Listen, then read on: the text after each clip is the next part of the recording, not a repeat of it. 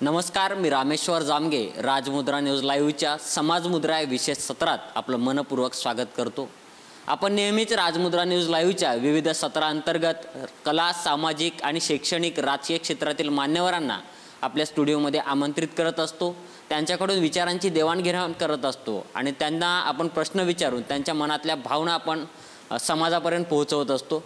त्याच पद्धतीने आज आपल्या स्टुडिओमध्ये आलेले आहेत जिल्हा नियोजन समिती नांदेडचे सदस्य, त्याचबरोबर कृषी उत्पन्न बाजार समिती भोकरचे संचालक आणि राष्ट्रवादी पक्ष अजित पवार गटाचे नांदेड उत्तर जिल्हाध्यक्ष इंजिनियर विश्वंभर पवार सर। आज त्यांच्याबरोबर आपण या समाजमुद्रा सत्रामध्ये विशेष चर्चा करणार आहोत। सर, सर्वप्रथम तुमचं राजमुद्रा न्यूज लाईव्हच्या स्टुडिओमध्ये मनपूर्वक स्वागत। धन्यवाद सर, नमस्कार सर। आपण सत्ताधारी पक्षाचे जिल्हाध्यक्ष आहात आणि आत्ताच राज्य सरकारने लाडकी बहीण योजना महिलांच्या सन्मानार्थ आणली आहे। त्या बाबतीत तुम्ही आपल्या भागामध्ये वेगवेगळे कॅम्पेन अवलंबता, त्या माध्यमातून नोंदणी अभियान चालू आहे, त्याचबरोबर पीक विमा नोंदणी अभियान चालू आहे। तर या नोंदणी अभियानाला प्रतिसाद कसा मिळतोय आणि ही संकल्पना नेमकी काय आहे? मागील अनेक वर्षापासून पीक विमा योजनेचे आम्ही फॉर्म भरून घेत असतो। मात्र यावर्षी मुख्यमंत्री लाडकी बहीण योजना महायुती सरकारमधील अजितदादा असतील, एकनाथरावजी शिंदेसाहेब असतील, तसेच देवेंद्र फडणवीस व सरकारचे संपूर्ण महायुतीतले यांनी एक अनोखी महिलांसाठी खूप मोठी योजना आणलेली आहे। त्या माध्यमातून अनेक लोकांना, ह्या महिलांना की ह्या योजनेबद्दल जे भी ऑनलाईन फॉर्म भरणे आहे ते आहेत, खूप लोकांना माहिती नाही। त्यामुळे शासन पातळीवर देखील हे काम चालूच आहे। पण आम्ही अजितदादांचा जे आदेश होता की सर्वसामान्यापर्यंत आपण पोहोचून त्यांना महिलांना जास्तीत जास्त महिलांना ताबडतोब कसं करता येईल या माध्यमातून आम्ही गाव पातळीवर आपले पदाधिकारी, बूथ कमिटीचे पदाधिकारी यांना आम्ही त्यामध्ये लक्ष घालून गाव तिथं संकलन करून तिथेच ऑनलाईन करण्याची, म्हणजे जेणेकरून महिलांना तालुक्यावर येऊन हे सगळे कागदपत्र वगैरे करण्यासाठी परेशानी होणार नाही।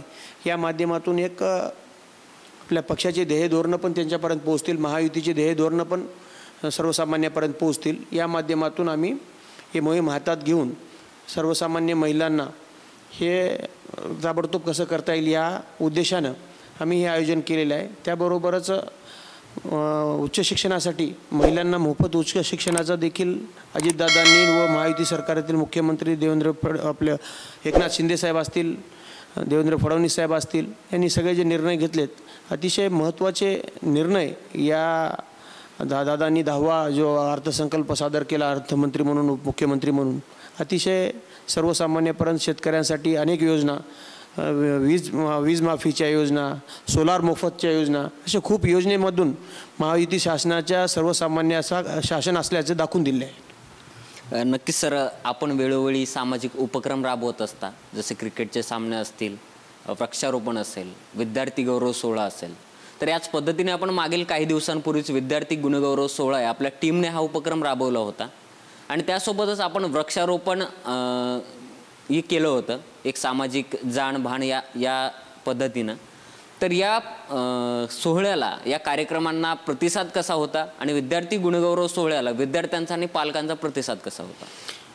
खऱ्या अर्थानं समाजकारणातून मी आलेला आहे। सामाजिक क्षेत्रामध्ये माझं सुरुवातीला काम होतं मराठवाडा जनता विकास परिषद, नाम फाउंडेशन, पाणी फाउंडेशन आणि संभाजी ब्रिगेड, छावा या संघटनेतून, चळवळीतून मी घडलेला कार्यकर्ता आहे। 2011 पासून मी 1 जुलैला वृक्षारोपण करतो आणि आमचे एक पायंडा पडलेला आहे की मित्रमंडळीचा जो वाढदिवस आहे वृक्षारोपण, नेते मंडळीचा वाढदिवस आहे वृक्षारोपण करून करतो।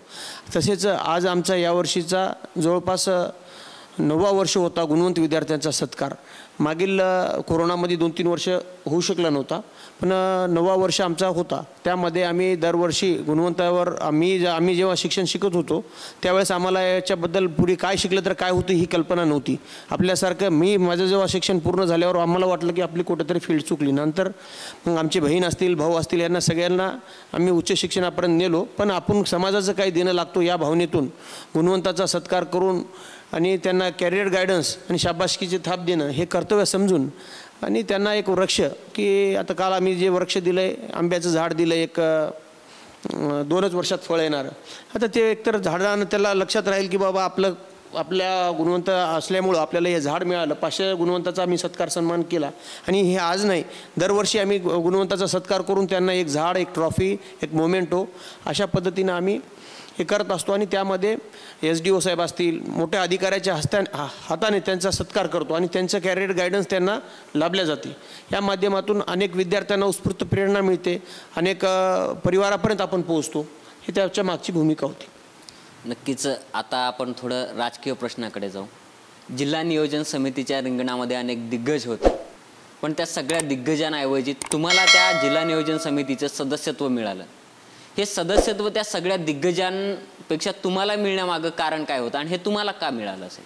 एकच कारण आहे की अजितदादा हे एकमेव कारण आहेत. कारण की मी अजितदादांच्या म्हणजे 2019 पासून मी राष्ट्रवादीमध्ये जॉईन केलो. पहिले मी सामाजिक क्षेत्रामध्ये काम माझं होतं आणि अशोकराव चव्हाण साहेब यांच्या नेतृत्वाखाली आम्ही काम करत होतो. पण मग जिल्हा परिषदला मला ऐका नाही तिकीट अशोकराव चव्हाण साहेबांनी माझं डावळून आयात उमेदवाराला राष्ट्रवादीतल्याला दिलं. त्यानंतर मग मी राष्ट्रवादीत गेलो. म्हणजे हे ऑपॉर्च्युनिटीज समजा माझ्यासाठी. मग तेव्हापासून मी दादांच्या कार्यशैलीवर प्रेरित झालो आणि मागे झालेल्या मार्केट कमिटीमध्ये मी दादांना विचारून पॅनल तयार केलं.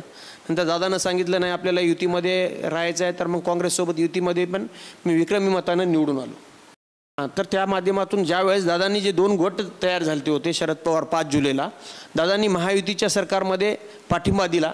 त्यानंतर शरद पवार गट व अजितदादा गट हे निर्माण झाला. मग त्या गटामध्ये ज्यावेळेस नांदेड जिल्ह्यामधून शेकडोच्या संख्येने शरद पवार साहेबाकडे गेले, पण आम्ही नांदेड जिल्ह्यातून 9 लोक होतो, भोकरमधले 7 व जिल्ह्यातून 2, केवळ 9 लोक अजितदादाच्या पहिल्या दिवशी आम्ही ज्या दिवशी दोघांचं बी मूल्यमापन झालं होतं, तर त्या दिवशीमध्ये गेल्यानंतर त्या रजिस्टरवर देखील नोंद आहे. त्यानंतर दादाचे जेव्हा सत्तेमध्ये स्थापन झाल्यावर टिकल्यानंतर अनेक लोकांनी दादांकडे आले, पण दादांच्या ज्या पहिल्या लिस्टमध्ये आहे केवळ सगळ्या पेपरला बातमी होती भोकरचे तालुका अध्यक्ष वगळता सर्व जिल्हा आणि सर्व तालुके शरद पवार साहेब यांच्या पाठीशी. आणि त्या प्रसंगी मी दादांच्या पाठीशी राहिलो आणि दादांची पहिल्यापासूनच मला आवड पण होती. दादांच्या संपर्कात पहिल्यापासूनच होतो. दादांनी मला मग त्यानंतर जिल्हाध्यक्ष दिलं. मग नंतर जिल्हा नियोजन समितीच्या अनुषंगानं देखील दादांना सांगितलं की बाबा आपल्याला उत्तरमध्ये 3 द्यायचे आहेत, तर तुम्ही एक आहे की नाही महिला द्या आणि एक आहे का नाही मुस्लिम बांधव द्या. म्हणजे आपलं जे पक्ष आहे फुले शाहू आंबेडकर विचारधारेवर आहे, ह्याच्या आणि सर्व समाजाला धरून आपला सेक्युलर पक्ष असल्यामुळे. म्हणून मुस्लिम समाजामध्ये जे एक दिग्गज नेते होते आपले किनवटचे माजी नगराध्यक्ष, 2-3 वेळेस त्यांनी नगराध्यक्ष राहिलेले आहेत, खासदारकी लढलेली होती, विधानसभा लढलेली, अनुभवी माणूस होते.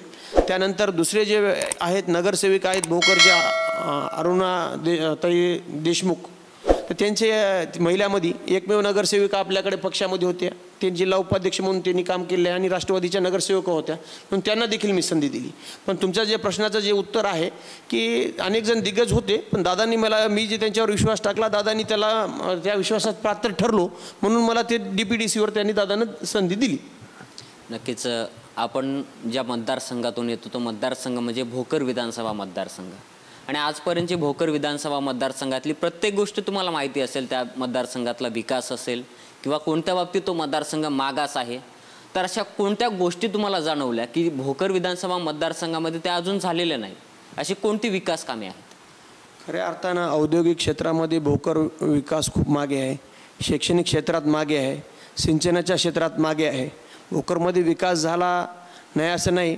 माननीय अशोकरावजी चव्हाण साहेब यांनी मुख्यमंत्री आणि अनेक वेळा मंत्रीपद राहिलेले आहेत या 15 वर्षामध्ये. त्यापूर्वी पण किनाळकर साहेब होते, त्यांच्या बी काळामध्ये काही सिंचनाचे प्रश्न झाले, 33 KVचा प्रश्न झाला, दवाखान्याचा प्रश्न झाला, अनेक प्रश्न सुटले नाही असं मी म्हणणार नाही. पण बरेच जे महत्त्वाचे जे रोजगारांचे प्रश्न प्रामुख्याने भोकरमध्ये खूप मोठ्या प्रमाणात आहे. शिक्षणाचे भोकरमध्ये काही नाही, उच्च शिक्षितचं एक पॉलिटेक्निक कॉलेज नाही, इंजिनिअरिंग कॉलेज नाही, मेडिकलच्या अनुषंगाने नाही. अतिशय एकेका गोरटेकर साहेबाची एक संस्था आहे आणि किनाळकर साहेबाची एक संस्था आहे, त्यामध्ये विद्यार्थ्यांची संख्या भरमसाठ आहे. विद्यार्थी भरपूर वाढले, पण 20-25 वर्षामध्ये एकही शाळा वाढली नाही असे. आणि आता परवाच मी जिल्हा परिषद शाळेची आहे की नाही, अतिशय दयनीय अवस्था आहे. वर आहे की नाही झाडं वगैरे फुटले, बिल्डिंग एक साईडनं पडाली, मध्ये विद्यार्थी शिकायले. त्याचं स्ट्रक्चरल ऑडिट देखील झालेलं आहे की धोकादायक. नगर परिषद असं म्हणते की ती इमारत धोकादायक आहे. 1980ची इमारत आहे ती. अशा अनेक शिक्षणाच्या बाबतीत अतिशय मागास आहे आणि रोजगारीच्या आणि शेतीच्या सिंचनाच्या बाबतीत हे महत्त्वाचे मुद्दे असतात. नक्कीच आपण अनेक वर्षापासून कार्यकर्ते म्हणून या राजकीय क्षेत्रामध्ये कार्यरत आहात.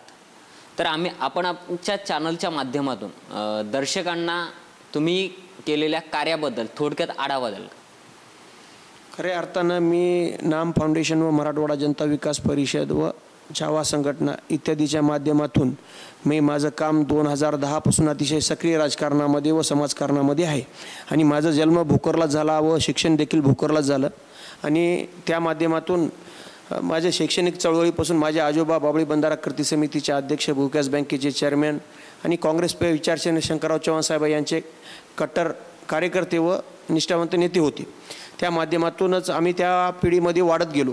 लहानपणापासून मला एक आवड होती राजकारणामध्ये, आपण काहीतरी करावं, आपल्या आजोबाचं नाव आपण पुढे न्यावं. या माध्यमातून मी 2011पासून शिवजयंतीच्या असतील अनेक उपक्रम, शिवजयंतीच्या निमित्ताने आरोग्य शिबिर असतील, रक्तदान शिबिर असतील. आज आता 12-13 वर्षापासून रक्तदान शिबिर शिवजयंतीनिमित्त घेतो. मी आतापर्यंत 15 वेळेस मी स्वतः रक्तदान केलेलं आहे. अनेक वेळेस आरोग्य शिबिर घेतो. दरवर्षी आहे की नाही वृक्ष लागवड करतो. नाला सबळीकरणचं काम नाम फाउंडेशनच्या माध्यमातून आम्ही केलेलं आहे. पाणी फाउंडेशनच्या माध्यमातून गाव तिथं पाणी अडवा पाणी जिरवायचं जे काम होतं, अनेक ठिकाणी फावडे टोपले दिलेले आहे. श्रमदानामध्ये अनेक ठिकाणी मी भाग घेतलेला आहे.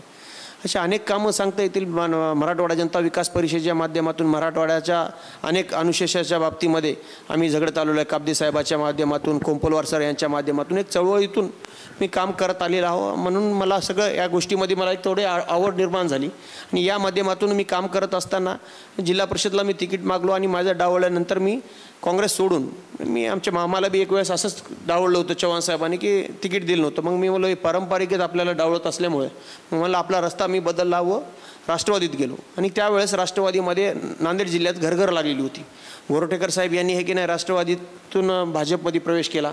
मग नांदेड जिल्ह्यामध्ये उद्याला चालून आपल्याला नेतृत्व करण्याची संधी अशी मला दिसू लागली. कारण का भोकरमध्ये राष्ट्रवादी जवळपास सगळे नगरसेवक घेऊन त्यांनी भाजपमध्ये गेले. मग मी गेल्यानंतर अनेक नगरसेवकांनी परत राष्ट्रवादीमध्ये आले. मग त्यामुळं संधी दिसली. त्या माध्यमातून मी राष्ट्रवादीत काम करत गेलो. नंतर मार्केट कमिटीचं इलेक्शन लागलं. त्या मार्केट कमिटीच्या इलेक्शनमध्ये मी स्वतः दादाला जाऊन विचारलं आणि दादानी मला सांगितलं की तू प्रत्येक समाजाचं नेतृत्व सगळ्या समाजाला घेऊन तू पॅनल तयार कर. मी त्या पद्धतीनं पॅनल तयार केलं. नंतर दादांनी आणि वरिष्ठांनी जे सांगितलं जिल्हाध्यक्ष महोदय त्यावेळेस की बा नाही आपल्याला आहे का नाही नांदेड व भोकर सर्वच कृषी उत्पन्न बाजार समितीमध्ये युती करायची आहे. मग त्या माध्यमातून आम्ही युती केलो. युती केल्यानंतर निवडणूक झाली. त्यामध्ये बी देखील मी सर्वात हायेस्ट मताने मार्केट कमिटीची अतिशय अतिदर्जाची निवडणूक झालेली होती. कारण काय 2 होते. प्रतापराव पाटील चिखलीकर साहेब यांचं भाजपकडून त्यांनी नेतृत्व केलं, इकडून अशोकराव चव्हाण साहेब व दादांनी नेतृत्व केलं. दादाच्या नेतृत्वामध्ये आमचे 2 राष्ट्रवादीचे निवडून आले, बाकी भाजपचे 3 आले आणि अशोकराव चव्हाण साहेब यांचे 11 आले. एकंदरीत मग ही वाटचाल संपली. त्यानंतर आत्ताच म्हणल्याप्रमाणे आपण 2 गट झाले. 2 गट झाल्या वेळेस एकमेव तालुका अध्यक्ष मी दादाच्या पाठीशी राहिलो. आणि आम्ही पहिल्या दिवशीपासून मला कालांतराने काही दिवसानंतर मला अध्यक्ष न करता दुसरा दिलीपराव देशमुख धर्माधिकारी साहेब यांना केलं. तरी पण मी पक्षामध्ये एकनिष्ठ राहिलो आणि दादाच आमचा पक्ष आणि दादाच माझं पद हे मी पेपरला देखील स्टेटमेंट दिलं. दादांनी माझी निष्ठा बघितली आणि निष्ठा बघून मला आहे का नाही संधी दिली व त्या संधीचं मी आज आहे की नाही DPDCमध्ये मला जे बी निधी दिली प्रत्येक कार्यकर्त्याला न्याय दिला मी जेवढी बी निधी दिली. आणि DPDCमध्ये मी डीपीचा प्रश्न शेतकऱ्यांचा डीपीचा प्रश्न मांडला, बाबळी बंधाराच्या बुडीत क्षेत्राचा प्रश्न मांडला आणि अनेक जणांना ते शेतकरी सन्मान योजनेमध्ये काही लोकांना निधी मिळाला नाही त्यांचा प्रश्न मारला. अनेक जणांना DP देण्याचं काम केलं. असे जे दादांनी जे संधी दिली त्या संधीच्या गोरगरिबापर्यंत सर्वसामान्य शेतकऱ्यापर्यंत न्याय देण्याचा प्रयत्न मी दादांनी जी मला DPDCवर व जिल्हा अध्यक्ष म्हणून संधी दिली त्या माध्यमातून मी अनेक प्रश्न मार्गी लावले. दवाखान्याचा प्रश्न असेल, शेतकऱ्यांना साप चावून वारल्यावर आहे की नाही गोपीनाथ मुंडे अपघात विमा मिळते पण शेतमजुराला मिळत नाही. या अनुषंगाने मी शेतमजुरांना मिळण्यासाठी मी दादाकडे गेलो, कृषी मंत्र्याकडे गेलो, त्यांच्याकडे जाऊन ह्याचा देखील मी पाठपुरावा केलेला आहे. आता शेतीमध्ये काम करणारे शेतमजुराची संख्या जास्त असते आणि शेतकरी एक जर शेतकरी असेल तर त्याच्याकडे 10 तरी शेतमजूर राहतात. मग साप कोणालाही चावू शकते. मग एकाला एक नाही काय ह्या माध्यमातून मी दादांना पण बोललो. दादांनी लवकरच याबद्दल देखील निर्णय घेऊन अनेक शेतकऱ्यांचा प्रश्न मार्गी लावणार आहेत. आपण सिव्हिल इंजिनियर आहात आणि सिव्हिल इंजिनिअरिंग या क्षेत्रामध्ये आपण कार्यरत देखील आहात. पण सध्या तरुणांचा कल पाहायला गेलं तर राजकारणाकडे बघण्याचा त्यांचा दृष्टिकोन बदललेला दिसतोय. एक गढूळ राजकारण झालं या पद्धतीचा त्यांचा दृष्टिकोन आहे.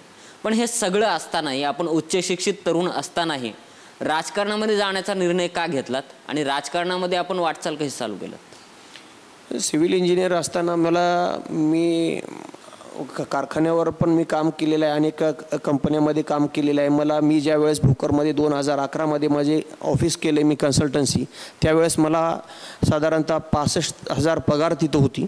पण मला एक आवड होती राजकारणाची. मग त्या माध्यमातून मी भोकरला आल्यानंतर अनेक भोकरमधले जवळपास 90% घरांचे कामं व नगर परिषदेमधील घरकुलांचे कामं मी करत गेलो. आणि त्या माध्यमातूनच आमचे गुरु जे आहेत कुरेसाहेब म्हणून आहेत, CN चंद्रशेखर यान कुरे म्हणून, तर त्यांच्या माध्यमातून त्यांनी जे आहे का नाही मंदिर, मस्जिद, बुद्धविहार, स्मशानभूमी यांना जे आहे ना त्यांनी मोफत सेवा द्यायची. तीच कल्पना मी पण पुढे कंटिन्यू केली आणि मी लोकांच्या कामं करतच ह्या सर्व सामाजिक क्षेत्रामध्ये मी एकही रुपये फीस घेत गेलो नाही आणि उलट त्यांनाच आहे का नाही काही ना काही मदत करत गेलो. मग त्याच्यामधून लोकांची माझी आत्मीयता आणि लोकांना कामं भेटत गेली. आज समजा एक बिल्डिंग बांधायची असेल साधारणतः, तर त्या साईटवरती कमीत कमी 100 रोजगार लागतात. फरशीचे वेगळे, कलरचे वेगळे, RCC बांधकामवाले वेगळे, खोदकामवाले वेगळे, परत गिलावेवाले वेगळे, इल्युएशनवाले वेगळे, खिडकीवाले वेगळे, फर्निचरवाले वेगळे, असे अनेक कामगार माझ्याकडे कामाला येत गेले आणि लोकांसोबत संपर्क वाढत गेला. या माध्यमातून मला पहिलेच आवड होती आणि त्या माध्यमातून मी काम करत गेलो आणि लोकांच्या मध्ये मी असं कवा फील्ड सोडून राजकारणात कवा पदार्पण केलो हे मलाही कळालं नाही सर. आणि एक तुम्ही जे म्हणतात की उच्च शिक्षित येऊ नये, खऱ्या अर्थानं तर उच्च शिक्षित येणंच गरजेचं आहे. कारण काय, जर सगळेच जर म्हणू लागले खराब आहे तर मग चांगले माणसं जर समोर आलीच नाही तर समोरच्याला ऑप्शन राहणार नाही की मतदारांना पण की कोण कसा आहे, कोण कसा आहे. आणि मतदार सगळा जागरूक आहे. आता आम्ही मार्केट कमिटीमध्ये उभं टाकलो तेव्हा आमच्या पॅनलचं, राष्ट्रवादी पॅनलचे केवळ 2-3च सोसायटी, 2-3च ग्रामपंचायती 60 गावापैकी, तरी पण बी आहे की नाही लोकांनी अतिशय जागरूकपणे भाजपच्या 3 लोकाला दिले, राष्ट्रवादीच्या 2 दिले, 11 दिले. म्हणजे लोक हुशार झालेले आहेत. आज मतदान कोणाला द्यायचं काय नाही त्यांना अतिशय हे आहे. त्याच्यामुळं आपण आहे का नाही निगेटिव्ह विचार करून राजकारण कधी करायचं नाही, पॉझिटिव्ह विचार करून आम्ही राजकारणात आलो सर. नक्कीच राजकारणामध्ये पॉझिटिव्ह विचार केला तर तो दृष्टिकोनी कुठेतरी बाजूला जाईल. पण सध्या आपण राजकीय क्षेत्रात कार्यरत आहात आणि कोणत्याही क्षेत्रामध्ये कार्यरत असताना आपण कोणाला तरी आपला आयडॉल मानतो. तर राजकीय क्षेत्रामध्ये कार्यरत असताना तुमचा आयडॉल कोण आहे आणि तुम्ही कोणाला असं डोळ्यासमोर ठेवून या राजकीय क्षेत्रात पदार्पण करता आणि असा कोणता राजकीय नेता आहे जो नेहमी तुम्हाला प्रेरणा देत असतो? एकच अजितदादा हेच आमचे आयडॉल आणि प्रेरणास्थान देखील आमचे अजितदादा, हेच आमचे सर्व दैवत देखील अजितदादा हेच आहेत सर. आणि माझे आजोबा जे आहेत त्यांच्या विचारातूनच मी घडलो, रोशनगावकर साहेब यांच्या. दुसरी गोष्ट पाहायला गेलं तर आपला स्वभाव हा स्पष्ट वक्तेपणाचा आहे आणि तुम्ही जे येईल ते सरळ समोरच्याच्या तोंडावरती बोलत असता. पण राजकारणामध्ये हे कुठेतरी जमत नाही असं म्हटलं जातं. पण हा तुमचा राजकारणामध्ये स्पष्ट वक्तेपणा असणं हा तुमचा विकनेस आहे का? राजकारणामध्ये या गोष्टी जमत नाही आहेत, राजकारणामध्ये घुमवा फिरवीची भाषा चालते, पण सरळ स्पष्ट वक्तेपणा बोलणं हे तुमचा कुठेतरी विकनेस आहे असं वाटतं का? बरोबर आहे आपण म्हणतात तसं, पण हे मान्य करावं लागेल की काय अर्थानं ही माझी कमकुवत बाजू आहे. आता याच्यामध्ये मी सुधारणा करेल या पुढील काळामध्ये. खरं म्हणता आपण जे बोलत आहे ते 100% खरं आहे. माझं जे बोलणं आहे एखाद्याला काम होत असेल तर अजितदादासारखं स्पष्ट बोलणारा मी आहे की काम होत असेल तर काम होत नसेल तर होत नाही. पण काही लोकांना हे आवडत नाही आणि होत जरी नसलं तरी बी करतो आणि चक्रा मारत राहणं, झुलीत राहणं हे आजकाल करावं लागते. पण हे माझा तत्वात नाही किंवा विचारात नाही आणि आतापर्यंत मी असं कधी केलेलं नाही सर. भोकर विधानसभा मतदारसंघामध्ये आपल्या नावाची चर्चा आहे. जर पक्षाने तुमच्या कार्याचा आलेख पाहून तुम्हाला जर भोकर विधानसभा मतदारसंघामध्ये संधी देईल तर त्या संधीचं सोनं करणार का?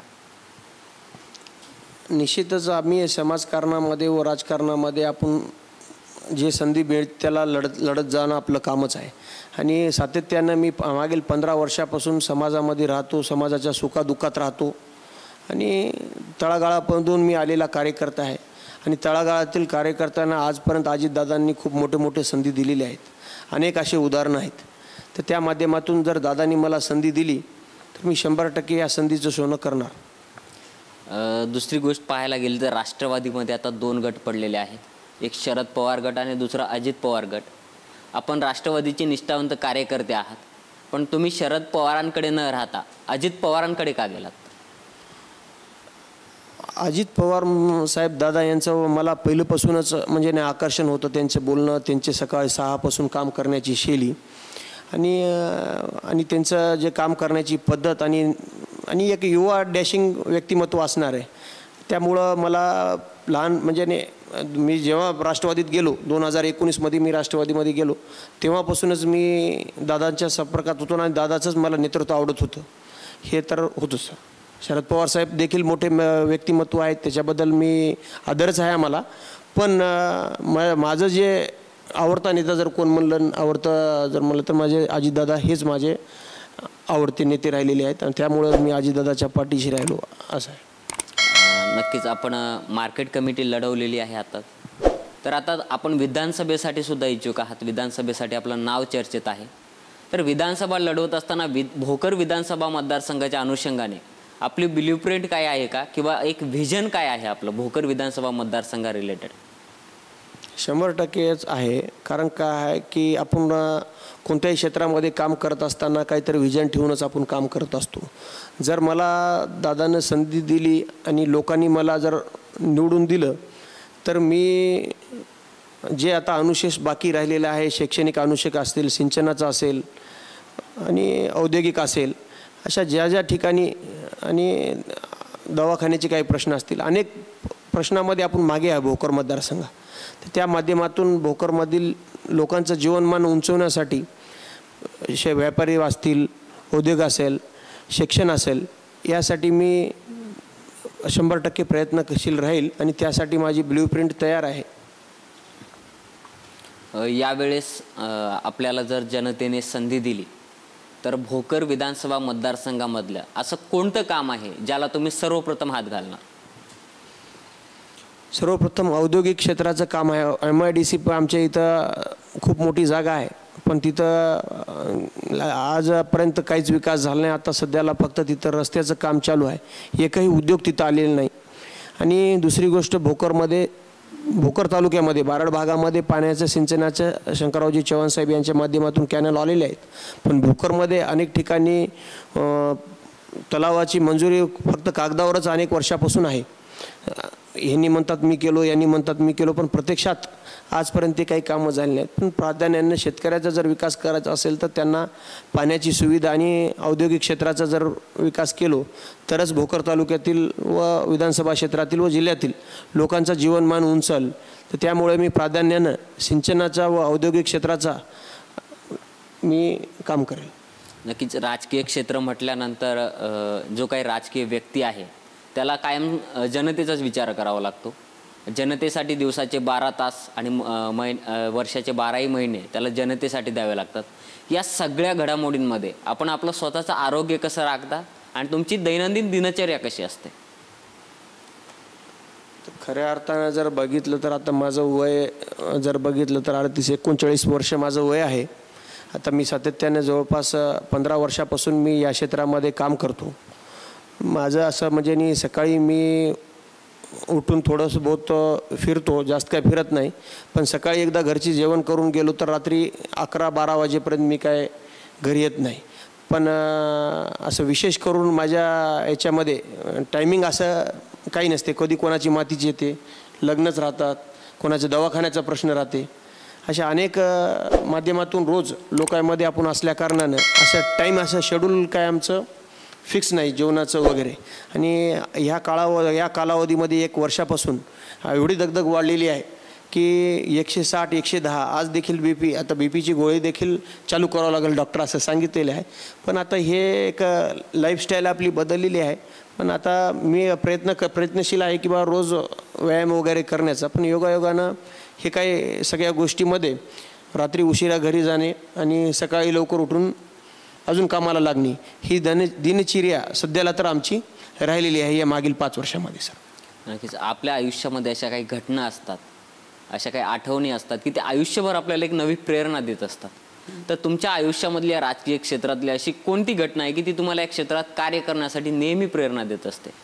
खऱ्या अर्थानं मार्केट कमिटीच्या निवडणुकीमध्ये मी जर निवडून आल्यानंतर लोकांमध्ये एवढा उत्सुक प्रतिसाद होता की लोकांची जी भावना मी बघितली की आता निवडूनमध्ये तर जवळपास 17-19 लोक निवडून आले. तर त्यापैकी मी एकमेव असा पदाधिकारी म्हणजे निवडून आलेला उमेदवार होतो की बाकीच्या उमेदवाराच्या पेक्षाही सगळ्याचे 18चे जेवढे हार पडले तेवढे एकटे मला पडले. लोकांनी एवढं मला प्रेम दिलं ते मी कधी बी विसरू शकणार नाही आणि ते माझ्या जीवनातील सर्वात मोठा आणि विजय आहे आणि सर्वात मोठा टर्निंग पॉईंट आहे. कारण काय मला देखील वाटलं नाही की लोक माझ्या एवढ्या पाठीशी राहून मला एवढा मोठ्या मताधिक्याने निवडून तर देतील आणि एवढ्या मोठ्या प्रमाणामध्ये माझा सत्कार सन्मान करतील. आणि मला जेव्हा जिल्हाध्यक्ष मला पद दिलं तर त्यावेळेस मला भोकर तालुक्यातून जवळपास प्रत्येक गावातून कार्यकर्ते जवळपास शेकडोच्या संख्येने 60-70 गाड्या घेऊन नांदेडला मला नेण्यासाठी आलती. ह्या 2 घटना मी जीवनामध्ये भोकर तालुक्यातील जनतेची मी कधी विसरू शकणार नाही. नक्कीच प्रत्येक क्षेत्रातल्या व्यक्तीचा कोणीतरी गुरु असतो, त्याच्याकडून तो त्या क्षेत्रातलं बाळकडू घेत असतो. तर या राजकीय क्षेत्रामध्ये प्रवास करत असताना तुमचा राजकीय गुरु कोण आहे ज्याच्याकडून तुम्ही या राजकारणाचं बाळकडू घेतलात? त्या नागोराव पाटील रोशनगावकर माझे आजोबा आहेत आणि त्यांनी म्हणजे बाबळी बंधारा कृती समिती सचिव, विकास बँकेचे चेअरमॅन, खरेदी मार्केट कमिटी संचालक, परत शंकर गोदावरी मनार शंकर कारखान्याचे संचालक, सूतगिरणीचे संचालक, असे अनेक विविध मोठ्या पदावर त्यांनी कार्यरत होते. त्यांनीच लहानपणापासूनच माझ्या घरामध्ये राजकीय असल्यामुळे तर माझे बाळकडू राजकारणामध्ये मी त्यांच्याकडून शिकलो. सर, आपण आमच्या राजमुद्रा न्यूज लाईव्ह या चॅनलच्या माध्यमातून दर्शकांना आणि नागरिकांना काय आवाहन करणार? तर दरवर्षीप्रमाणे यावर्षी देखील आम्ही आरोग्य शिबिर ठेवलेलं आहे. 22 जुलैला अजितदादा यांच्या वाढदिवसानिमित्त विविध कार्यक्रमाचं आम्ही आयोजन केलेलं आहे. त्यामध्ये नेत्र शस्त्रक्रिया शिबिर ठेवलेले आहे आणि आरोग्य निदानमध्ये सर्व बायपासपासून कॅन्सरपासून सगळे इलाजाचं मोफत आरोग्य शिबिर ठेवलेलं आहे.